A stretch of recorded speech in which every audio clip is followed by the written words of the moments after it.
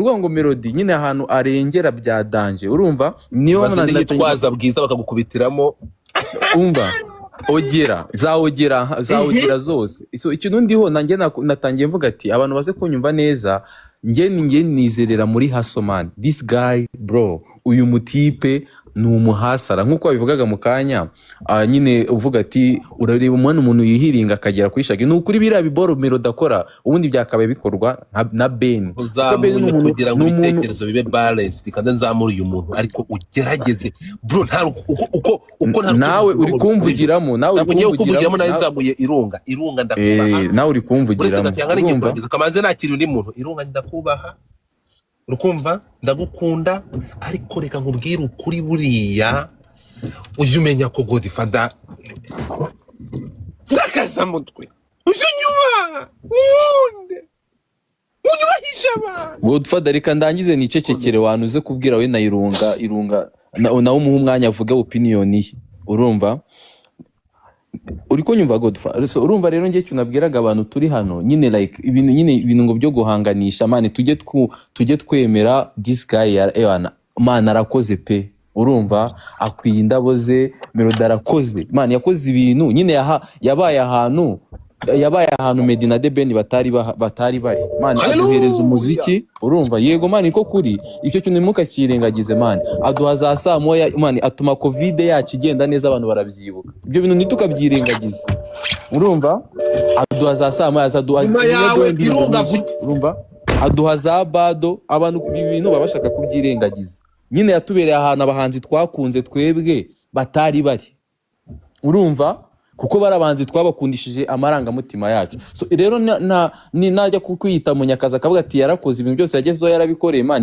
nyine yarakoze man yaratigise no muniga ngewe much respect to him nukuri urumva I love the Ben nabivugiye hano ariko Melody haso ziwe nge nizerera muri haso bro uyu muntu yahasorinze akabasha gukora ibindi bintu bitarakorwa n'undi muntu man ninde muhanzi ufite Trace Award atari we siwe bahaye best artist muri Trace kandi irani award man iri international noneho apana wenda ngo zino award zahanga ziri locale zahe urumva man ntago baba baramaye kira gikomba atarakoze man urumva Melody yageze akwa studio Melody yakoze ibiki bro nyine respect on him nge nicyo kintu navuga kandi nongere nanabisubire n'ukuri ko Imana muri arena no mutipa azaduha show ngenda bizi neza ntabwo nzi imitegurire yabo ariko nkurikije indirimbo Melody afite muzaba mumbwira nyuma the same na The Ben ariko tureba wage turapima ibyo muvuga ngo none se The Ben igihe ari mu mahanga ntago yajyaga guperforminga mu bigo ntago bamutumiraga twamubona bamutumiye mu bihangange mu biki muri za UNA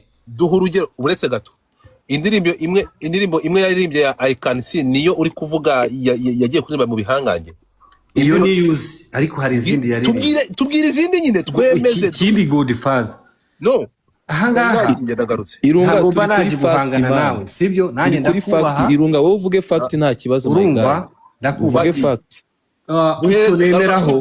icyo nemera icyo muri kuziza The Ben ni retare yagize mu gihe atari mu Rwanda hari kitari twumva no utubwiye urabizi ngiye muri ko nkoze ikiganiro siko bimeze ngiye no guhereza indabo The Ben nabivuze n'ejo ndi tumwana dumba hano kira gikorwa cyo muri UN cye I Can See urukumva ndayamanika nkemera noneho sibyo mbwira ikindi gikorwa yakoze n'ibindi bihangano bye yewe uretse no kuvuga atarakora n'ikindi ntaranakikubwira no kugaruka mu Rwanda agakomeza umuziki ni igikorwa kiza aba yakoze agarutse mu Rwanda kuko muri agarutse ariko mwagiye mureka yagarutse mu Rwanda kubera n'uvuga ibya sober living agarutse mu Rwanda kubera ko agiye ureka ntabwo dushaka kwinjira muri ashaka no kugaruka akicara cyakajya mu kindi gihugu ariko yagarutse gukora umuziki manza wumve hano urukunyumva umpaye fact ndemera umbwiye ku bintu bijyanye no kumutumira muri UN urani we The Ben twashakaga muri UN ariko se reka nkubaze nk'umuntu uri aha ngaha tuye tuvugisha kuri irunga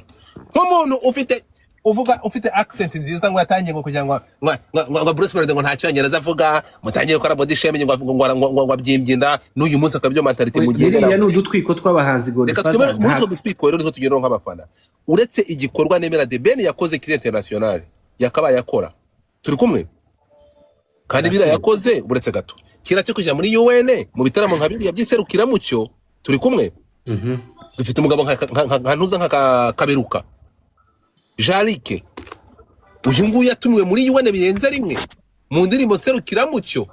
Urimo kunyumva? Babarira mbwire irunga ijambo rimwe, mbabarira.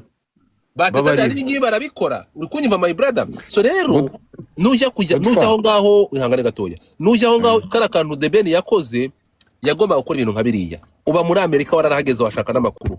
Mbwira televiziyo za Amerika The Ben bamuhostinze nk'umuhanzi. Ni iyihe? Sorry nari nibagiwe byarabayeho nani ari Sudi yaramuhostinze kuri Instagram karaba muri Amerika. I'm sorry. Ngahumva Godfather. Godfather ntukanga umuntu ngo nurangiza umupfobye bibi. Oya Godfather umva Godfather buretse umva gerata irunga umva ratamwibwirira ikintu ngiye kuguha urugero rwiza rwo mu baturanyi sibyo? Irunga Diamond na Alikiba ninde waje mbere? Alikiba. Thank you. Aha. Godfather reka ngende nganire na Irunga. Nukuvuga ngo Alikiba twese mu myaka yashize. Sibyo? Alikiba ari umuntu uri respected muri Tanzania. No wari respected pe. Urumva? Ari umuntu nyine nkuba. Sorry papa. Irunga reka nicyo naringiye kuvuga ukanze niho naringiye rero kugira ngo mbabwire. Muri gufata ko turi gufata The Ben nk'umwana. Ese Irunga wagire kukareka reka nibi rero bapfaga na Godfather reka mvuge nayo na pure rero. Ijambo ryanjye Godfather ginjiriyemo winjiriyemo. Reka cece. Oya reka nyene we tukomeza. Ikintu ngiye nshaka kukumvisha ni iki? Sibyo? About nyine haso nge topic bamaye nge ntago nari ndi hano kare. Nge bambwiye nababwiye ati topic iriho ntago hano ari uguhanganisha ngo ninde wa mbere. Nge nari ndi kuri fact y'ibikorwa muri kano kanya apani byashize cyangwa ibizaza. Nge ndebeye right now. Sibyo nge niyo nari ndi kugenderaho ntago kuko nge man ndi umufana wa Ben bro. I can tell you the truth. Nge mfana The Ben. Ariko we nibigera muri fact nge bambwiye ati mvuge fact nk'umuntu ukorana nabo bombi. Nge ndi kuri fact. Niyo mpamvu nkubwiye ati Alikiba muri kano kanya na Diamond umuntu washize umuziki wa Tanzania kuri map ni Diamond. Uri kunyumva kubera iki? Alikiba yari umuhanzi mukuru waririmbye indirimbo nyinshi abatanzania baranamukunda natwe twese hano muri East Africa. Ariko ikintu Diamond yakoze ban yarahasorinze arakora bonyisha kuri umuziki mwinshi atuma Tanzania kuko urabona kera ubundi hano mu Rwanda ngiye kuguha urugero. Kera mu Rwanda baragadi bari baradufashe. Urumva abagande abarundi abatanzania abanyakenya imiziki yose kubera gukunda umuziki wacu Tanzania ibindi bihugu biva mu Rwanda. Ariko kugeza na n'ubu twe turacyabyina umuziki wa Diamond kubera gukora cyane. Uri kunyumva kuko nk'ubu Revani ntabwo yapfa kuza hano mu Rwanda niko kuri na ba Harmonize bagiye baza mu Rwanda bagashya. Ni ikikwereka ko nyine umuntu ukora cyane ukundisha n'umuziki abantu urumva like guhozaho bituma wa muziki w'igihugu utavaho. Nicyo nanjye navuze ati melody yakoze man. Ntabwo ngende bikurebera muri retari ya Ben cyangwa iki kuko Ben ibyo yakoze niyo mpamvu ya masaha tutamuvuga reka nkunganire. Reka ntoze rero ni ukuvuga ati rero Melody man yakomeje gukora. Niyo mpamvu ririya zina bita Munyakazi bro. He deserved it man. Ararikwiye. So rero ibindi byose man Irunga muri kuvuga ngo uyu nguyu ni nabyo Godfather ndi kwanga kazana ngo ibintu ngo byo kwita bango Ben ngo byo gusebanye Godfather ibintu nawe nubivuge. Urumva ikintu turiho Munyakazi ni Munyakazi bro. Uno mwana bamuveho. Uyu mwana bamuveho niga.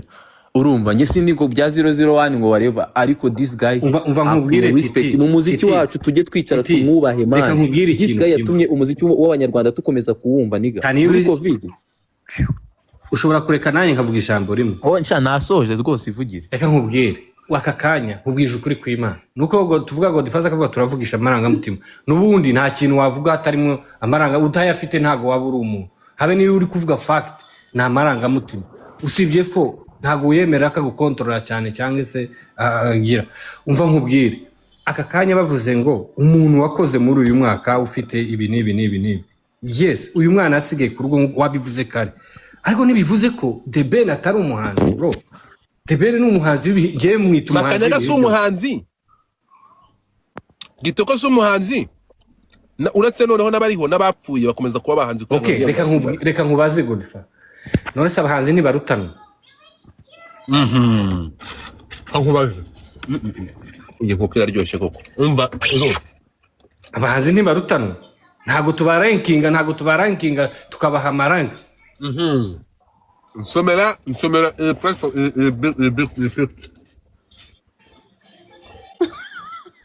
nsomye foto irimo aha ngaha ntukiri kuntwika.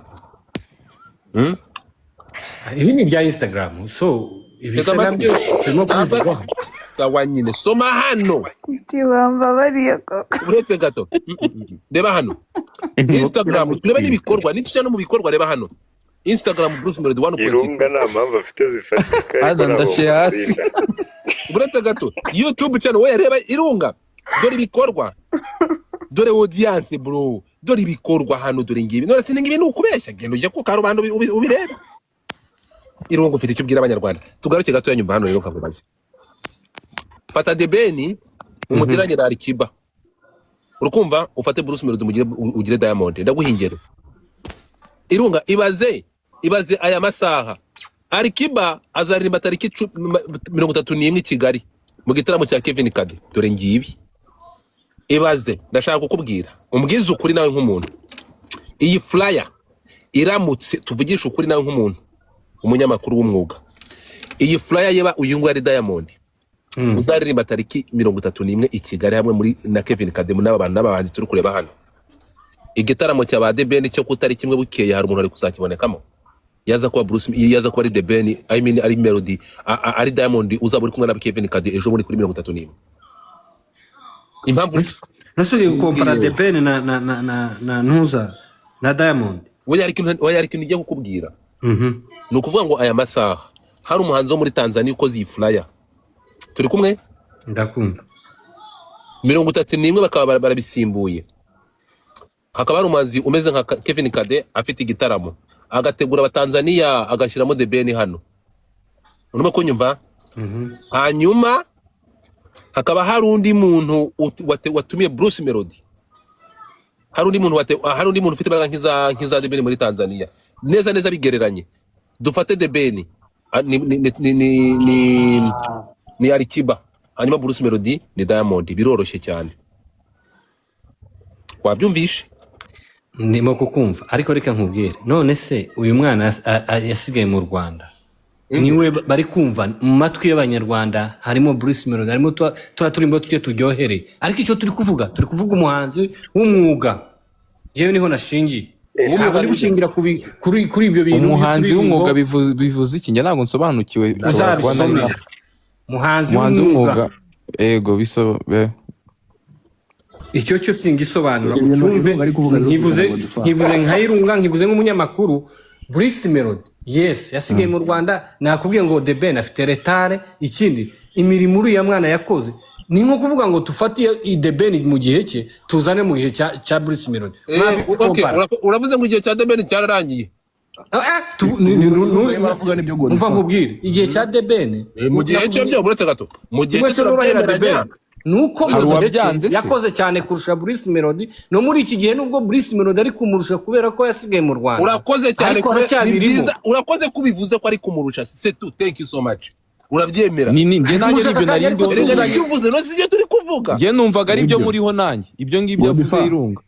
No uravuga Irunga turi kuvuga ibintu buretse gato. Irunga uri kuvuga ibintu bimwe natwe. Mu gihe cya The Ben yarakoze. Kandi ibyo yakoze gato ya Godfather. Uretse gato The Ben yakoze mu gihe cye. Ahantu urangirije ikiganiro ati muri ibi bihe uretse ko muri ibi bihe Kinyuza ari kumurusha. Yego natwe nibyo turi kuvuga. Nibyo turiho Irunga. Ariko nuza experience ya The Ben turayemera n'ibyo yakoze igihe cy'indaboze. Niyo mpamvu Bruce Melody uretse gato. Niyo mpamvu Bruce Melody ejo yavuze ngo ngewe indabo zanjye ndazifite ndazujuje. Aba badafite indabo na credit niyo bari gukora indirimbo zisaba indabo abafana. Yari babwize ni mwabyumva. Je mfite indabo. Abatazifite reka bazisabe. Ndi mu bihe byanjye indabo ndazifite. Aba bamaze gutakaza indabo badafite indabo reka bazisabe. Turi kumwe? Nawe urabyivugiye. Yewe nije mu kiganiro muri kuvuga umuhanzi ibihe byose. Nubwo Melody ari gushininga akakanya ntazigera aruta The Ben. Cyo ndakibabwiye. Mu mateka y'u Rwanda. Melody ntazarusha The Ben. Uyu mugabo rero wanyoyekana kandi none urongeye urisubira. Bonanyo iki? Oya, ariko umurusha akakanya. Ariko umuhanzi wiye byose Ben se Ben na wa ariko umurusha rero akamubaza. Wumve neza. Uretse Reka gato tuganire. ari kumurusha ndakubaza. Reka Aho ngaho tuganire, ntusubire kurumanura. Waba ugiye gutega umuntu iminsi. Oya, ntabwo ari iminsi. Fata igihe cya The Ben uko yazamuye umuziki nyarwanda ugitangira. Umuziki nyarwanda twamumenye igihe cya ba The Ben. Je nabandi butare narabahostingaga. Urumva naba urabizi twari kumwe twabahostingaga muri auditorium. Abanyarwanda bumvise umuziki kubera ko bumvise ba The Ben. Aba bana baje bikina gusa. Yazamuye umuziki gutera torotse igihugu. Unyumvira ibyo ugiye ukuzana. Agitoroka kigarukamo. Ntukanga umuntu ngo numara umereka wa undi wanzi ngaravuga ngo dore igicebe cyayo. Guma kuri fact nawe ibyo gutoroka byihorera. Uzi igihugu bigereranyije n'icebe ry'inka. Godfa n'umugani ugana kariho. Ariko nuko kimwe mutarize literature.